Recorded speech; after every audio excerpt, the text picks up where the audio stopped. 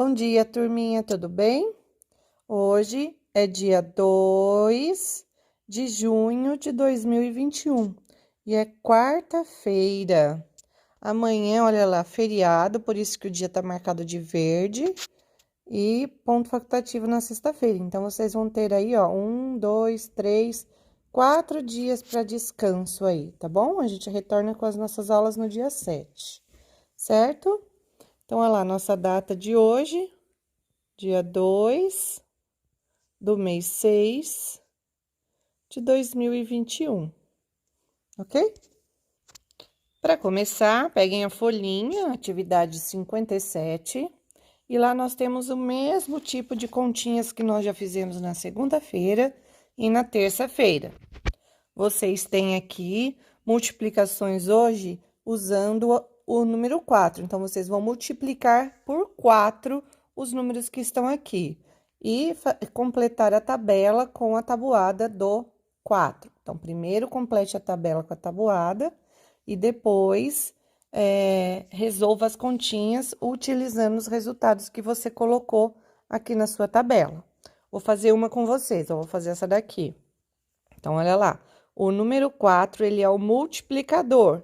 Então, ele vai multiplicar os dois números que estão lá em cima. Se tivesse 3, tivesse 4, tivesse 10 números, ele tinha que multiplicar todos eles, um de cada vez, começando pela unidade, certo? Então, olha só, ele vai começar multiplicando a unidade aqui. Então, olha lá, 4 vezes... Opa, peraí. 4 vezes 4, quanto que é 4 vezes 4? Você já vai ter preenchido a sua tabelinha, você consulta. 4 vezes 4 é 16, então, o número 6 fica aqui e o número 1 sobe lá para a dezena. Não posso me esquecer desse número, mas esse número que está aqui eu não multiplico, eu somo ele no final. Então, olha lá, eu vou multiplicar a dezena que está aqui, ó, que é o 3. 4 vezes 3 é 12, mais um que tá lá em cima, 13. Então, a minha conta tem como resultado 136. Na parte de trás da folha de vocês, está escrito lá sinônimos e antônimos. Antes de fazer essa atividade, vamos aprender o que são sinônimos e o que são antônimos. Então, são dois significados diferentes, olha lá. Sinônimos e antônimos, certo? Sinônimos são palavras que têm o mesmo significado. Então, por exemplo, se eu digo a seguinte frase, ó, a menina está bonita, a menina está linda. Bonita e linda têm o mesmo significado, ó, a palavra bonita e a palavra linda? Sim, tem o mesmo significado. Então, isso quer dizer que bonita é sinônimo, é igual, é sinônimo. Sinônimo é quando a palavra tem o mesmo significado, o mesmo sentido, tá? Então, olha lá, bonita é sinônimo de linda, certo? Agora, antônimo são palavras que têm significados contrários, opostos, certo? Então, olha lá, a menina está bonita. Se eu disser a menina está feia, tem o mesmo significado? Não, é o significado contrário, é o significado oposto. Então, bonita é o oposto, é diferente de feia. É o contrário, certo? Então, tem palavras que têm mesmo significado, são chamadas de sinônimos, e palavras que têm significados opostos, significados contrários, são chamados de antônimos. Agora, olha lá na sua folhinha, na parte de trás, número 2. Leia as palavras abaixo e escreva seus sinônimos e antônimos. Então, do lado de cá, vocês vão colocar os sinônimos, que são palavras que têm o mesmo significado. E do lado de cá, que tem significados contrários, opostos, tá? Não se esquecerem, coloquem lá, ó. Faz uma setinha lá em cima do sinônimo lá, ó. Aí, sinônimo, o que que é sinônimo? Sinônimo, opa, minha setinha ficou meio estranha aqui, mas tudo bem.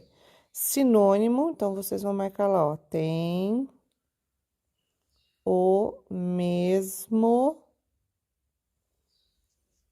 significado.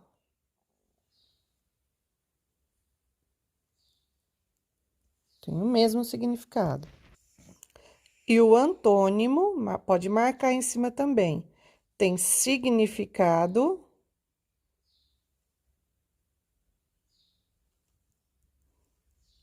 oposto, contrário. Acabou minha folha aqui, tá? Não dá para eu escrever mais, mas é a letrinha O, certo? Então, vamos lá, vamos começar aqui. Qual é o sinônimo da palavra alegre? Um sinônimo de alegre. Eu vou fazer o primeiro aqui com vocês, ó. Sinônimo, mesmo significado. Uma palavra que tem o mesmo significado de alegre. Feliz. Feliz é igual alegre, não é? E um antônimo de feliz, uma palavra que tem significado contrário. Triste. Entenderam? Vou fazer mais uma, olha. Início. Que outra palavra tem o mesmo significado de início? Começo. Começo é a mesma coisa que início. E o significado contrário, o antônimo de início? Fim.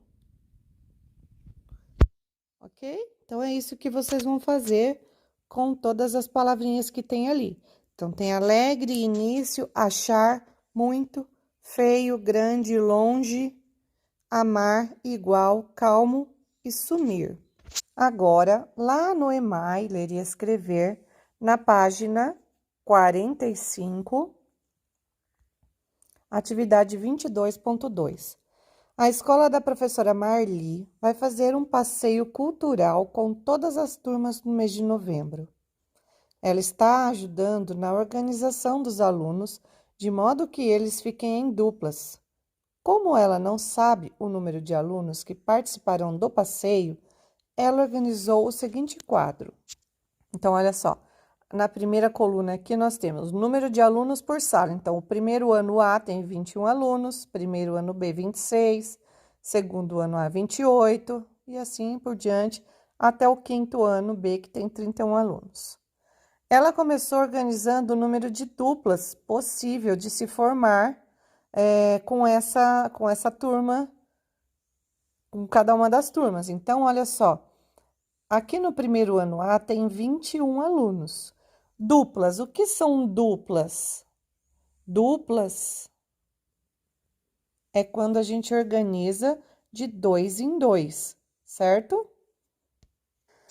Aqui, olha só, antes da gente anotar aqui, continuar anotando o número de duplas e as sobras, vamos lembrar primeiro o que são números ímpares e números pares. Números pares são aqueles que quando a gente separa de 2 em 2, quando a gente forma duplas, a gente não tem resto. Dá para formar as duplas certinho. Então, por exemplo, a tabuada do 2 são todos números pares. 2, 4, 6, 8, 10, 12, 14, 16, 18, 20, 22, 24, 26, 28, 30 e assim infinitamente contando de 2 em 2. E números ímpares são aqueles que quando a gente agrupa de 2 em 2, sempre sobra 1. Quando a gente faz as duplas, sobra 1. Então, a gente começa lá pelo número 1. 1, 3, 5, 7, 9, certo? Então, são os números que não dá para fazer dupla. Por exemplo, se eu tenho 3 bolinhas e eu vou agrupar eu vou fazer duplas. Dá para eu juntar esses dois, mas esse aqui vai ter uma dupla? Não vai, né? Por exemplo, se eu tivesse 11, 1, 2, 3, 4, 5, 6, 7, 8, 9, 10, 11. Aí, agora eu vou fazer duplas com essas 11, x aqui, ó. Então, eu consigo fazer uma dupla, 2, 3, 4, 5 duplas e sobra 1. Porque 11 é um número ímpar. Então, números ímpares sempre vai sobrar 1. Número par, dá certinho a quantidade agrupando de 2 em 2. Aqui, o que a professora fez foi organizar os alunos em duplas. Então, olha só, se no primeiro ano A ela tinha 21 alunos, quantas duplas ela conseguiu formar? Ela conseguiu formar 10 duplas. Por quê? 10 mais 10, quanto é? 10 mais 10 é 20. Só que 21 termina em 1, então ele é ímpar, olha lá. Então, sobrou uma criança, certo? É a mesma coisa que se ela tivesse feito 21 dividido por 2. Por que dividido por 2? Porque ela vai precisar separar de 2 em 2 para formar duplas. Então, 21 alunos dividido por 2, ela vai conseguir 10 duplas e sobrará um aluno, certo? Aqui, olha lá, ela tem 26 alunos no primeiro ano B. 26, quantas duplas? Se ela dividir 26 por 2, ela vai ter 13 duplas e não vai sobrar nenhuma criança. Porque, ó, 26 é um número par, olha lá, ele termina em 6. 6 é um número par, então 26 é par, certo? Então, dá 13 duplas, 13 pares de crianças. Ela fez a divisão das turmas até aqui no terceiro ano B, que tinha 29 alunos.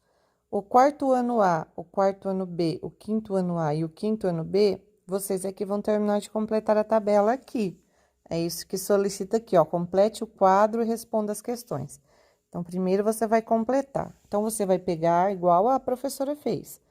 Vocês vão pegar o número de alunos, no caso aqui, os 27 alunos que tem no quarto ano A, e vocês vão dividir em duplas, dividir esses alunos de 2 em 2. Então, como que você pode fazer isso? Você pode pegar uma folhinha de rascunho que você tenha aí na sua casa e desenhar as 27 crianças. Então, por exemplo, vamos imaginar que as 27 crianças sejam, eu vou representar por xizinho. Tô usando esse espaço aqui, gente, porque não tem espaço aqui no restante da minha folhinha, mas vocês não vão fazer aqui na tabela, tá? Vocês usem uma folha de rascunho. Então, ó, 27 alunos, né? Que tá aqui, ó, a gente tá fazendo esse. 1, 2, 3, 4, 5, 6, 7, 8, 9, 10, 11, 12, 13, 14, 15, 16, 17, 18, 19, 20, 21, 22, 23, 24, 25, 26, 27 alunos que tem no quarto ano A. Aí, eu vou agrupar esses alunos de 2 em 2, vou fazer duplas. Então, lá, eu junto de 2 em 2, ó. Vou fazendo as duplinhas de alunos. Cada xizinho desse aqui, ó, é um aluno.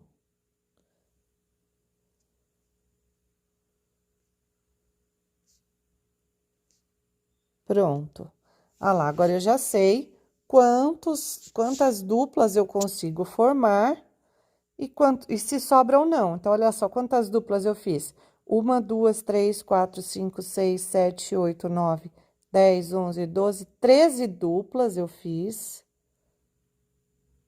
E sobrou um aluno, que não teve com quem formar a dupla, certo?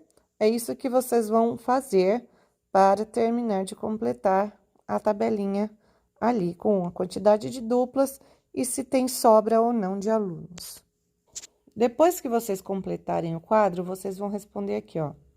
Em quais turmas não há sobra para a formação de duplas?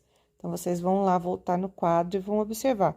Quais não há sobra? Então, por exemplo, aqui não tem sobra, ó. Nessa turma aqui. Então, que turma aqui é? Primeiro B. Então, vocês vão lá, vão anotar lá. O primeiro B não tem sobra. Qual outra não tem sobra? E aí, vocês vão pôr o nome de todas as turmas que não Ó, não há sobra para a formação de duplas. E na letra B, em quais turmas há sobra de alunos para a formação de dupla? Então, quais turmas têm sobra? Aí vocês vão marcar o nome das turmas aqui.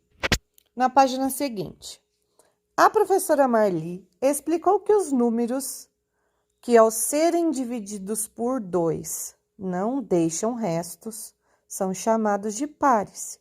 E os que deixam restos são chamados de ímpares. Foi o que a gente acabou de ver, né? O que a professora acabou de explicar para vocês. Formou parzinho e não sobrou nenhum, ele é par. Formou parzinho e sobrou um, ele é ímpar, certo? Então, olha lá. Responda. Letra A. 29 é um número par ou ímpar? A gente consegue saber observando apenas o último número, ó. Se a gente observar o último número, 9, eu sei que o 9 é um número ímpar. Então, o 29 vai ser ímpar. Se, por exemplo, fosse um número... Aqui fosse o número 5.347. Nossa, é muito grande para eu ir formando as duplas para saber. Eu só preciso olhar o último número. O último número, 7, é ímpar ou é par? 7 é ímpar. Então, esse número inteiro aqui, ó, é ímpar, ok? Essa é uma estratégia para vocês saberem se é ímpar ou par. Então, aqui, ó, 29 é um número par ou ímpar? Marca aqui. E o número 32, olha o final dele, ele termina com 2.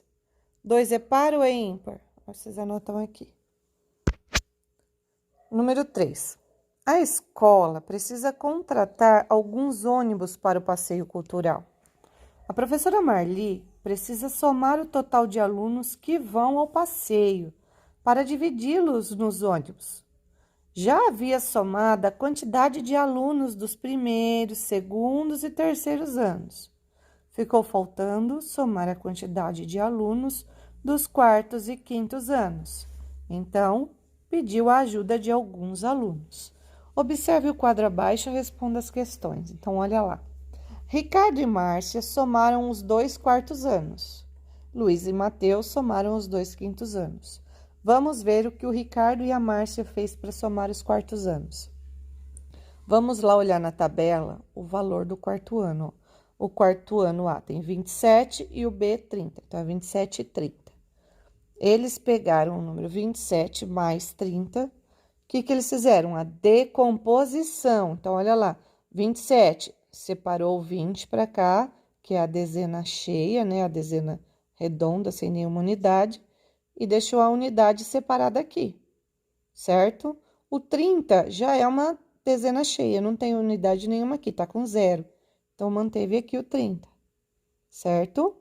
Então, aí depois ela pegou o 20 daqui e o 30 daqui, ó, 20 mais 30, somou as dezenas, quanto deu? 20 mais 30 é 50. Depois, só faltou somar a unidade do 27 aqui, ó. Só o 7 do 27. Então, 50 mais 7 é igual a 57. Então, o Ricardo e a Márcia descobriram que dos quartos anos, o total é de 57 alunos. E o Mateus e a Luísa, olha lá, eles pegaram, vamos olhar os valores dos quintos anos, 32 e 31. Então, eles pegaram lá, 32 mais 31, e usaram a mesma estratégia do Ricardo e da Márcia. Pegou 32, separou as dezenas, 30, né? Mais 2, 2 unidades. Pegou 31, fez a mesma coisa. Separou 30 mais 1. Aí, somou só as dezenas, 30 mais 30, ó. 30 mais 30.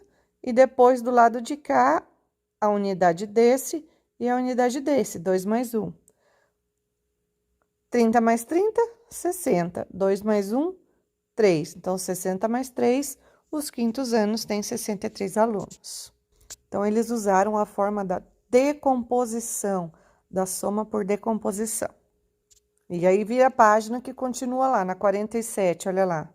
Tem o final dessa atividade. Assim, a professora Marli obteve. Então, olha só, ela já tinha calculado o primeiro, o segundo e o terceiro ano. Então, o primeiro ano tem 47 alunos, o segundo ano 52, o terceiro ano tem 60 alunos, o quarto ano 57 e o quinto ano 63. Ela tem um total de alunos de 279 alunos. Agora vocês vão responder. Quais turmas têm mais alunos? Os primeiros ou os quintos anos? Então, você vai olhar lá, os primeiros anos tem 47, o quinto tem 63. Quais têm mais alunos? Responde aqui. Quais turmas têm menos alunos? Segundos ou quartos anos? Aí, olha, você vai olhar o segundo e vai olhar o quarto ano. Qual tem menos alunos? E vai anotar aqui. Agora, a letra C. Agora, na letra C, está pedindo para discutir em dupla, mas não. Você vai apenas responder para mim. Como a professora Marli chegou ao total de alunos que vão ao passeio cultural? Como que a professora Marli conseguiu descobrir esse resultado aqui, ó? O total de alunos. O que ela fez para chegar a esse resultado? Aí vocês vão responder para mim lá nas últimas linhas ali. Facinho, ok? Agora, pessoal, ainda neste mesmo livro, no Emai Ler e Escrever, vocês vão lá para a página 157. Atividade 5, porque a anterior aqui vocês já fizeram ontem, né? Que era das fábulas. Hoje aqui, ó, na atividade 5, leia as adivinhas abaixo. Você não vai ler com seu colega, certo? Você vai ler sozinho. Leia as adivinhas abaixo. Discutam e tentem descobrir a resposta. Aqui vocês têm várias adivinhas, olha, começa aqui na 157 e vai até a 158. As adivinhas ou adivinhações, ou o que é, então ele pode ser chamado por esses nomes, é um tipo de brincadeira, de charadinhas divertidas e desafiadoras. É muito comum essas charadinhas entre as crianças e também entre os adultos. Quem nunca escutou um o que é, não é mesmo? O que é, que cai em pé e corre deitado. E aí você fica pensando para tentar adivinhar o que é, né? Faz parte da nossa literatura e também faz parte do nosso folclore, né? Que são passadas lá de geração em geração também. Então, também é um gênero textual, certo? Durante essa semana, olha só, na segunda-feira nós vimos mitologia grega, que são mitos lá, surgidos na Grécia de antigamente. Ontem nós falamos um pouquinho sobre as fábulas, que são as historinhas curtas onde os animais falam e que dá uma lição de moral pra gente, nos ensina alguma coisa, né? A respeito da vida.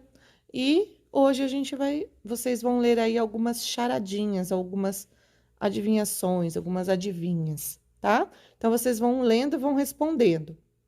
Pergunta aí, faz em família, todo mundo gosta de tentar adivinhar as charadinhas, as adivinhas. E depois que você ler todas, se você não conseguiu encontrar alguma, aí sim você pesquisa para descobrir a resposta, tá? Mas não faz isso antes de tentar descobrir, não. Pensa que é bem divertido fazer esse tipo de brincadeira, tá bom? Então, começa lá na página 157 e termina lá na página 158. Agora, nós vamos lá para o livro da Escola para o Mundo, na página, olha lá, vamos ver a página 39, a atividade número 6. Antes da gente fazer essa atividade número 6, vamos ver esse vídeo que eu vou colocar para vocês sobre como é que os índios fazem as tintas que eles usam para pintar o seu corpo ou para pintar o artesanato que ele confecciona, os seus instrumentos musicais, tá? Então, vamos ver como é que eles fazem algumas dessas tintas. Hoje vamos falar das tintas naturais que a gente usa aqui na Tucanap. tinta de genipapo, tinta de urucum, de açafrão, argila, como é que a gente extrai a tinta, e eu vou estar mostrando para você como é que se usa. Essa daqui é a pedra de urucum, bola de urucum, como você conhece, e ela tá na forma sólida, então para vocês verem que se eu pegar nela aqui, ela não pega muito bem na mão ainda. Então como é que eu faço para que ela fique vermelha, com aquela cor vermelha forte? Por exemplo, na aldeia a gente usa muito óleo de pequi, óleo de plantas naturais. Então a gente passa o óleo nessa pedra aqui e ela vai soltar a tinta, né? Ela vai ficar líquido. E é esse líquido que a gente usa na pele, ou no artesanato, nos arco e flecha, na maraca, enfim, você pode escolher onde você quer passar a tinta de urucum. Além do mais, também ela é usada como protetor solar, é um protetor natural. Também espanta mosquito, então para quem não sabe é um repelente natural. Se você não tiver óleo para passar nessa pedra, você pode usar água. Você passa água um pouquinho nesse daqui, ela vai soltando a tinta, você vai passar na pele, nas peças que você quer, como protetor ou como repelente, onde você estiver, você pode estar usando. A função, vamos dizer assim, de urucum, da tinta de urucum, é a pintura, é o grafismo na pele, né? A pintura que eu quero fazer no meu rosto, no braço.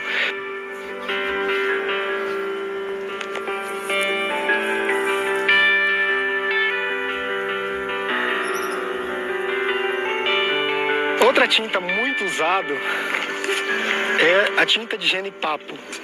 Essa tinta aqui ela é extraída da fruta de genipapo, a cor preta azulada.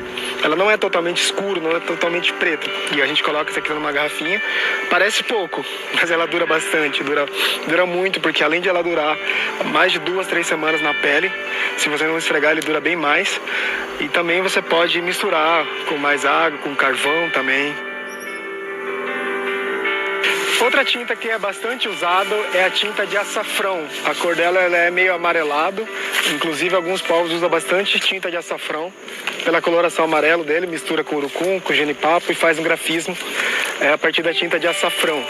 Além do açafrão, também a gente usa a folha de batata. Então, a tinta de batata, da folha de batata doce mesmo, que é plantado na aldeia. Se você espremer a folha, tem um processo para você fazer a tinta. As pessoas me perguntam, além dessas tintas naturais, a gente usa também argila. Se você tiver rio, cachoeira próximo, você vai ter argila nesses locais. A argila da cor branca, da cor mais escura, meio amarelada. A argila ela permite você fazer essa transição, enfim, vai da sua criatividade, da tinta que você quer usar. Lembrando também que essa tinta, urucum e açafrão e outras tintas, com água você consegue tirar, sai com água facinho. Não é uma tinta que dura semanas, como o genipapo. Então o urucum, ela acaba saindo no mesmo dia ou no dia seguinte, se você lavar com água e sabão, até mesmo com água, com areia, também acaba facilitando para tirar da pele. Ao contrário que a tinta de genipapo, ela leva em torno de 2 a 3 semanas para sair totalmente da pele. E mais urucum, como este aqui, ela acaba saindo no mesmo dia ou no dia seguinte, dependendo de como que você lava. É isso. Então, vocês viram aí que os índios, eles utilizam diversos materiais para fazer as suas pinturas, como, por exemplo, o genipapo, que é uma fruta, usa plantas, algumas sementes, como, por exemplo, o urucum, e a argila também. Aí, aqui na letra A, vocês têm que desembaralhar essas duas palavras que estão com as letrinhas embaralhadas e descobrir dois materiais que os índios usam para produzir as suas tintas. Na letra B, também tem que desembaralhar, mas aqui vocês vão descobrir como é que eles traçam essas pinturas no corpo. Nós vimos no vídeo anterior, não no de hoje, né?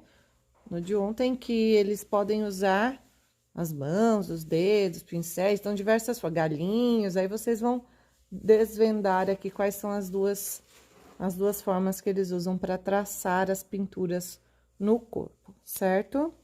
Agora, nós temos um texto aqui embaixo no quadrinho, olha. Você sabia que todo grafismo tem como elemento principal a linha? A linha está presente em muitos objetos e também na natureza. Observe uma folha de uma árvore ou planta, por exemplo. Há uma linha maior central, reta e diversas linhas menores, geralmente curvas, que a acompanham. Então, olha aqui, a gente tem uma folha aqui, ó. Então, tem essa linha maior aqui, central, e tem as outras linhas que saem a partir dela. Na arte indígena, essa expressão provoca sensações diferentes em razão do modo como cada linha foi traçada e da cor com que foi pintada, certo? Essa daqui é uma folha de caqui. Na página seguinte, atividade 7, vamos ver lá, ó. Escolha uma das fotos da atividade 5 e faça um desenho utilizando apenas as linhas que aparecem no objeto. Fique atento às formas, traçados, tamanho, largura e direção de cada linha. Utilize em seu desenho somente as cores que foram empregadas no objeto escolhido. Então, olha só, vamos ver lá os objetos da atividade 5. A atividade 5 está lá na página 38. Então, olha lá, você vai escolher um desses 4 objetos aqui, olha. Pode ser o pente, pode ser esse artesanato com fibra de buriti, pode ser a pintura facial ou a escultura com madeira aqui. E todos eles apresentam grafismo. Então, se você escolheu, por exemplo, o artesanato feito com fibra de buriti, então você vai observar quais formas apresentam aqui, quais cores, para você criar o seu grafismo, o seu desenho na atividade de hoje, certo? Então, escolha um dos objetos, observe as cores e as formas presentes e crie o seu. Não é para você copiar o objeto, é para você criar um desenho utilizando as formas e as cores presentes no objeto que você escolheu. E aqui nesse quadro que você vai criar o seu grafismo, utilizando, então, a forma e a cor do objeto escolhido, certo? Na atividade 8, nós não iremos fazer, que é a criação do tapete, que nós já fizemos lá na segunda-feira. A Paty contou a história, num tapete que já estava pronto, que já tinha sido confeccionado por alunos dos anos anteriores, tá bom? Então, nós encerramos por aqui a nossa semana, tá certo? Lembrando que quinta e sexta nós não teremos aula, então vocês têm um final de semana prolongado para descansar um pouquinho aí, tá? Façam com capricho, coloquem a pintura adequada aí, pinte direitinho, tá certo? Um beijo para todo mundo, qualquer dúvida estou à disposição e até mais. Tchau, tchau!